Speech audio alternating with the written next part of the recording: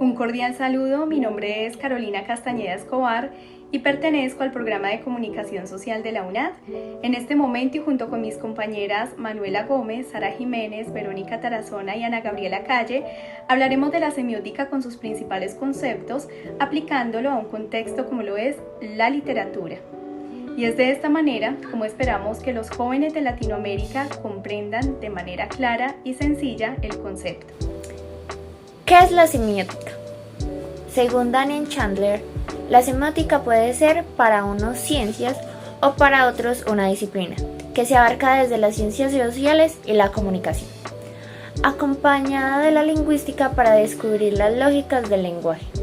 Según Roland Barthes, es el método que permite entender las prácticas culturales que implican necesariamente significados de diverso orden, con la adición de Saussure, que abarca la lingüística y tiene que ver con la psicología. Cuando se afirma que la semiótica es un método, estamos diciendo que tiene dichos instrumentos para poder acercarnos a fenómenos u objetos en específico. De esta forma, ver y entender nuestras dinámicas sociales.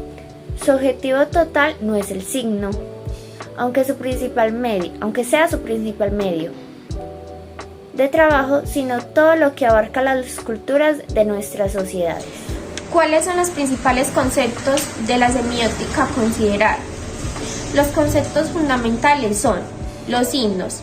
Es todo estímulo que recuerda una idea y que se puede percibir a través de los sentidos. Significante es el aspecto material, lo referente del signo. Ejemplo, el significante puede ser el árbol y el significado es la imagen del árbol, lo que quiere decir que el significado es todo el concepto mental de cada individuo. Intérprete es el individuo o persona que comprende el mensaje que emite el emisor. Un mensaje es una información que una persona envía a otra y esta puede darse a través de la comunicación oral o escrita. Además, la comunicación no verbal se puede evidenciar como son las posturas, los gestos y las expresiones de la cara. Para el uso de la semiótica es muy importante reconocer el contexto, en este caso el contexto social o textual. El contexto social nos indicaría más o menos la manera en la que las personas se comunican y hacen parte activa de esa comunicación, teniendo en cuenta lo que han vivido a lo largo de los años, y eso puede cambiar su forma de comunicarse. El contexto textual son las ideas presentes en el antes y el después de un enunciado, lo que nos permite la construcción de un significado. Un ejemplo claro de la semiótica en la vida cotidiana es la literatura. En este caso voy a profundizar más en literatura colombiana, debido a que Colombia es un país rico en dialectos y depende de la zona donde esté escrita, pueden tener metáforas y refranes usados allí. Teniendo en cuenta que, por ejemplo, el contexto social y lo que les explicaba ahorita no es el mismo, o sea, el contexto social de Antioquia no va a ser el mismo contexto al de La Guajira, y tampoco sus refranes o sus frases más usadas. Entonces ahí nos demuestra que somos un país rico en dialecto y que la semiótica sí puede ir cambiando, depende de dónde estemos. Y bien, con todo esto, ¿qué podemos decir entonces en la actualidad de la semiótica? Y bueno, para empezar, es menester o es necesario saber de que así como el mundo en el que vivimos se transforma en el tiempo, los sistemas de comunicación con sus signos y su significación también lo hacen, es decir, las palabras, las imágenes, las señales, los iconos, los gestos, los símbolos o cualquier producción que tenga un significado o un sentido, y con ello varía la forma de ver e interpretar la realidad. Vamos a dar un ejemplo. La manera en cómo nos comunicábamos a la edad de los 15 años, yendo un poco hacia atrás, no es la misma con la que nos comunicamos a los 20 o a los 25, por dar otro ejemplo. Tal vez en aquella época nos comunicábamos con más timidez en la expresión verbal y corporal, que adoptaban memorias apenas de lo vivido, o quizás tampoco se tenía el conocimiento de otras culturas que permitieran diversificar más las palabras o la manera de ver el mundo por medio de nuevos códigos, símbolos y señales que llegamos a adoptar en la medida en que nos hacemos más adultos y abrimos nuevos horizontes. Bueno, es así como los semiólogos modernos, por dar otro ejemplo, el doctor Massimo Leone, proveniente de la Universidad de Turín, Italia, o Eduardo Zapata de la Universidad Peruana de Ciencias Aplicadas, ahora, como semiólogos modernos, tienen más herramientas y un panorama más amplio para sus estudios por medio de la transformación evolutiva del mundo y gracias, desde luego, a los conocimientos heredados de semiólogos importantes en el estudio íntegro de la semiótica, como lo fueron Ferdinand de Saussure y Charles Sanders Peirce.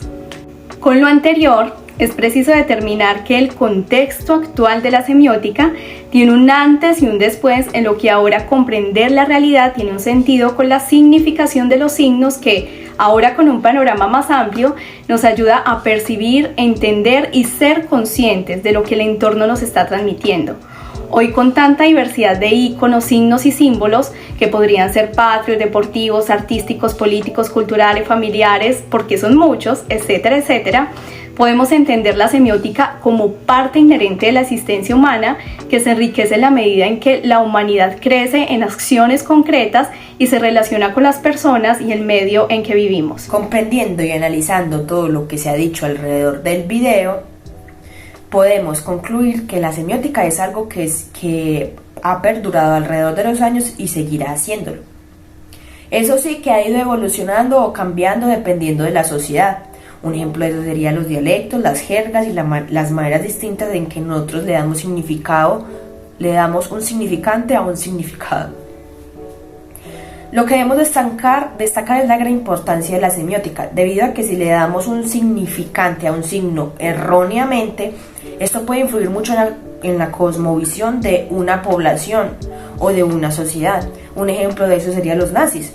¿Cómo así que los nazis? ¿Qué pasó? Lo que hizo Hitler fue que hizo un signo que es superior al otro. Un ejemplo sería los mismos nazis que son superiores a los judíos y a las personas de color. Entonces vemos un signo que es el superior y otro que es el inferior, dándoles ese significante.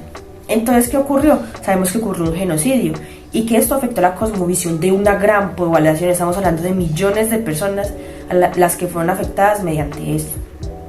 Entonces, teniendo en cuenta esto, sabemos que la semiótica, lo que es hoy y lo que ha sido, siempre va a perdurar en este momento y en el futuro. Es, digámoslo así, un estudio o una ciencia que no tiene inmutabilidad, es decir, que siempre va a perdurar. Hasta el fin de los días va a perdurar. ¿Por qué? Porque la manera de comunicarnos, nuestro lenguaje y todo, siempre va a tener que ver con los signos y con el sentido que le demos a estos. Entonces, a medida que evolucione la humanidad, seguirá evolucionando la semiótica, aunque le den un significado completamente distinto, un significante completamente distinto. La semiótica siempre tendrá una gran relevancia en la sociedad.